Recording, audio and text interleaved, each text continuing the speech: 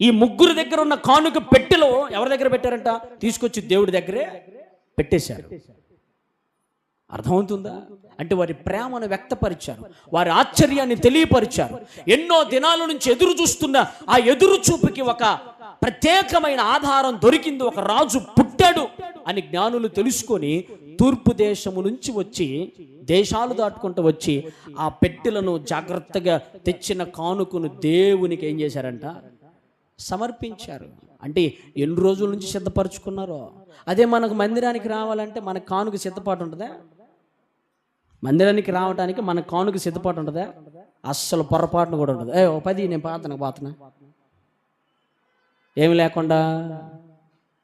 లేకుండా చెప్పండి. మన పదం ఉంది కదా, ఏమి లేకుండా.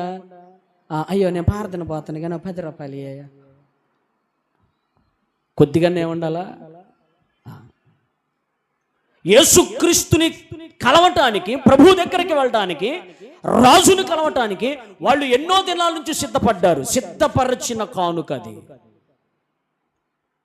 ఎన్ని రోజుల నుంచి దాచిపెట్టారు ఆ పెట్టెలో బంగారం? ఎన్ని రోజుల నుంచి దాచిపెట్టారో ఆ పెట్టెలో సాంబ్రాణి బోలం ఎన్నో దినాల నుంచి దాచిపెట్టి యేసుక్రీస్తు పుట్టాడు అన్న సంగతిని, నక్షత్రాన్ని చూసి తెలుసుకొని ఇప్పుడు యేసయ్య దగ్గరికి వచ్చి ఆ కానుకను మన మందిరానికి వచ్చేటప్పుడు అప్పటికప్పుడు కాదు, నువ్వు వారం నుండి మరలా ఆదివారానికి కానుకను సిద్ధపరుస్తూ ఉండాలి. ప్రతిరోజు ఏం చేయాలంట? చెప్పండి. ప్రతిరోజు ఏం చేయాలా? రోజుకో 10 రూపాయలు పక్కన పెట్టాలా?